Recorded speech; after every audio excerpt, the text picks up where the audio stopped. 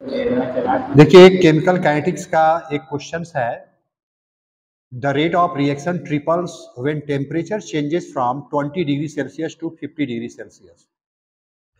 Calculate energy of activation for the reaction.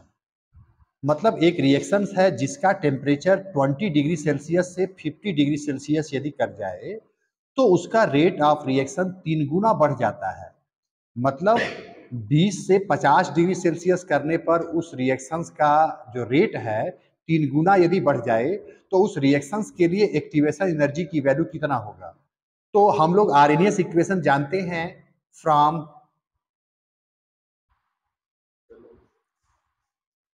RNS equations log base 10 K2 by K1 is equal to EA by 2.303 R T2 minus T1 by T1 T2। ये RNS equation होता है। अब इसमें जरा देखिए, मान लेते हैं कि 20 डिग्री सेल्सियस पर उस रिएक्शंस का रेट जो है K1 है, तो T1 हमारा दिया है 20, इसमें 273 ऐड कर लें, 293 के। T2 दिया है 50 डिग्री सेल्सियस, 50 में भी 273 ऐड कर लें, ये 3 7 5 12 2 कैरी 1 323 कैलोरी। और K2 की वैल्यू जो है 3K1 के बराबर है, क्योंकि कह रहा है कि टेम्परेचर 20 से 50 कर दिया जाता है तो रेट ऑफ रिएक्शन या rate constant of the reaction पहले के रेट ऑफ रिएक्शन या रेट कांस्टेंट ऑफ रिएक्शंस का 3 गुना हो जाता है। तो इसको यदि हम इसमें रख दें, log बेस 10 K2 की value 3K1 by K1 EA by 2.303 into R की वैल्यू 8.3, T2 है 323 माइनस 293 बाई 323 इंटू 293।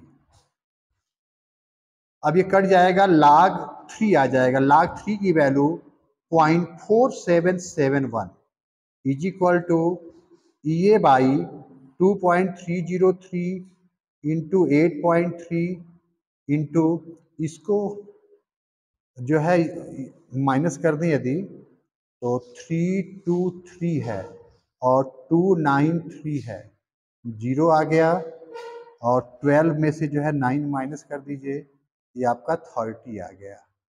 तो ये 30 हो जाएगा बाई 323 इंटू 293। तो ये की वैल्यू निकालेंगे तो दिस नंबर और ये सभी नंबर का इंटू करके 30 से डिवाइड करना होगा।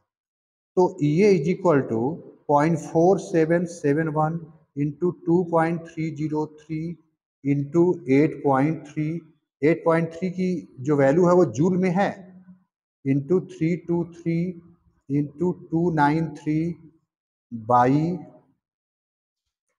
30। अब इसको थोड़ा सा सॉल्व कर लें, ये देखिए इसको सॉल्व करेंगे तो आएगा 28769.36। चूंकि आर की वैल्यू जो है जूल पर केल्विन पर मोल में लिए हैं तो ये हमारा जो है जूल पर केल्विन पर मोल हो जाएगा। यदि हम इसको किलो जूल में बदलें तो 1000 से डिवाइड करना होगा, 28.769.36, ये आपका 36 बाद में आएगा, बल्कि इसको जो है छोड़ दीजिए, किलो जूल पर केल्विन पर मोल, ये उस रिएक्शंस का एक्टिवेशन एनर्जी होगा। देखिए अगला जो है इंटेक्स का क्वेश्चन है एनसीईआरटी का, कह रहा है कि for a reactions A plus B, ये प्रोडक्ट में चेंज हो रहा है, the rate law is given by R is equal to K, molar concentration of A power 1/2 and B power 2, what is the order of reaction. अब इसमें देखिए एक चीज हम लोग ध्यान दें, यदि कोई रिएक्शंस A प्लस बी जिसमें रिएक्टेंट है और ये प्रोडक्ट में कन्वर्ट हो रहा है, यदि हम इसमें रेटला यूज करते हैं तो ये आता है R is equal to K, molar concentration of A power alpha, molar concentration of B power beta. Alpha को हम लोग बोलते हैं order of reaction with respect to A, और बीटा को बोलते हैं order of reaction with respect to B, और अल्फा प्लस बीटा को बोलते हैं complete order of reaction, complete order of reaction. तो यदि हम जो दिया हुआ है रेट लॉ उसकी बात करें तो R इज इक्वल टू के molar concentration of A power 1/2 B का स्क्वायर है। कंप्लीट जो है ऑर्डर ऑफ रिएक्शन पूछ रहा है, तो ऑर्डर ऑफ रिएक्शन हो जाएगा 1/2 और 2 को ऐड कर देंगे, 1/2 + 2 यह आ जाएगा 5/2। उस रिएक्शंस का ऑर्डर हो जाएगा 5/2।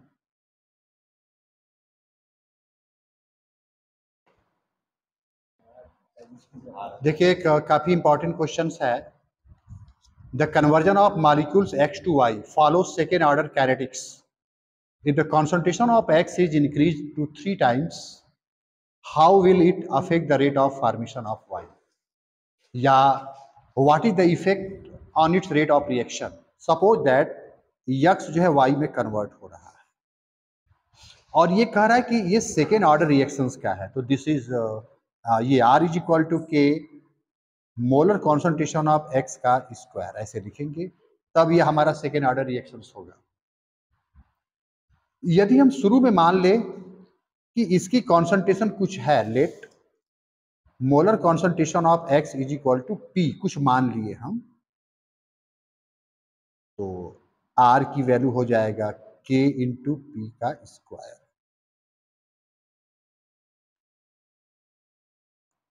फिर इसमें कह रहा है कि यदि X का कॉन्सेंट्रेशन जो है X is increase to 3 times, X का कॉन्सेंट्रेशन 3 गुना बढ़ जाए, तो X का कॉन्सेंट्रेशन, यदि X का कॉन्सेंट्रेशन 3 गुना बढ़ेगा तो पहले P था, अब 3 गुना बढ़ेगा तो 3P हो जाएगा। अब ये वैल्यू इक्वेशन फर्स्ट में यदि हम रख दें तो मान लेते हैं रेट ऑफ रिएक्शन R1 हो जाता है, R1 इज इक्वल टू के, अब X का कॉन्सेंट्रेशन 3P है तो 3P का स्क्वायर कर दे क्योंकि यहाँ स्क्वायर है, ये आ जाएगा K इंटू 9P स्क्वायर।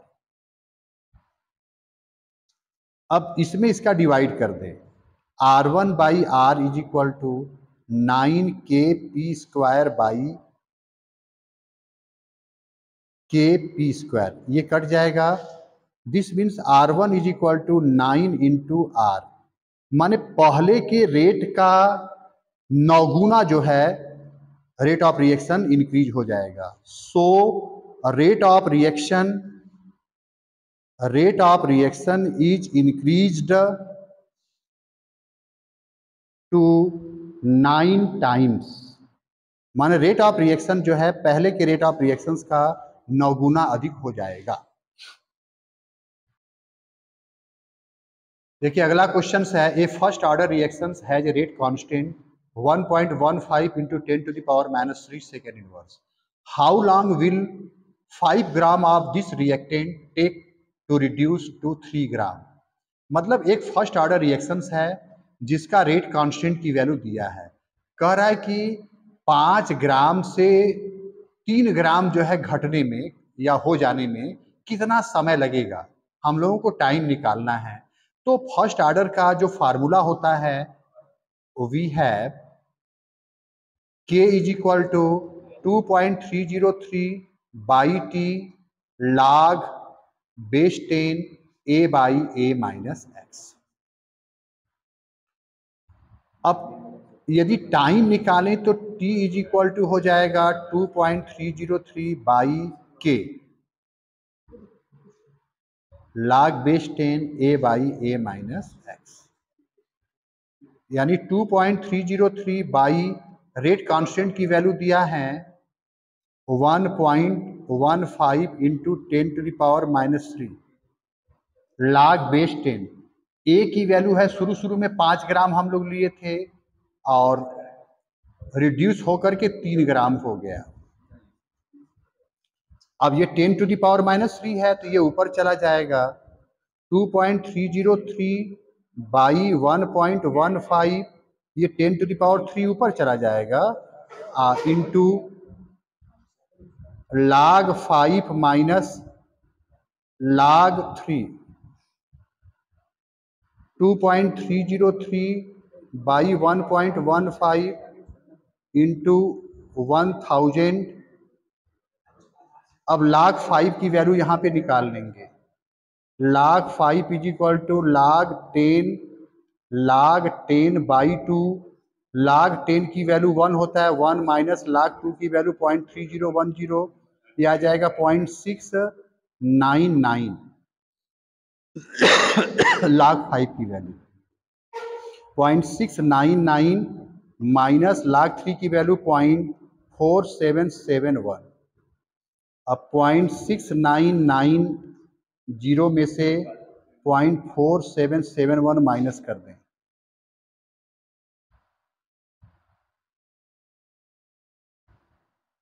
ये 0.2219, 2.303 बाई 1.15 इंटू 1000 इंटू 0.2219।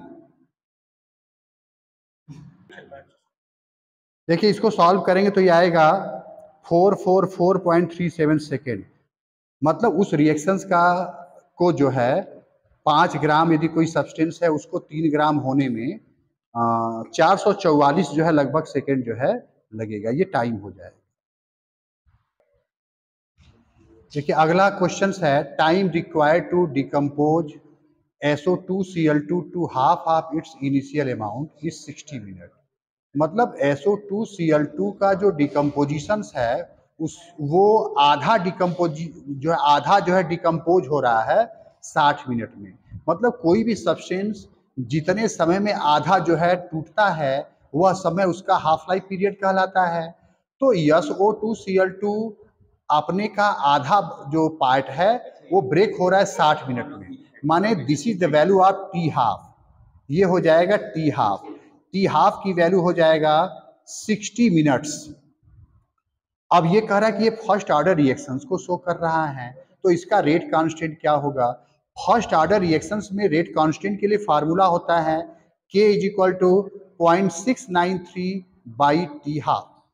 ये फर्स्ट ऑर्डर रिएक्शंस के लिए फार्मूला होता है। तो 0.693 बाई टी हाफ 60।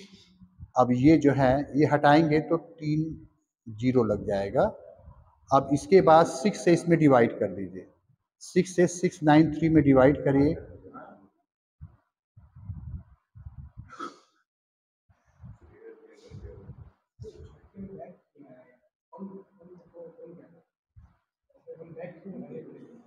ये आ जाएगा 115.5 इंटू ये जो है हमारा 10 पावर जो है -4 हो जाएगा, ये ऊपर चला जाएगा।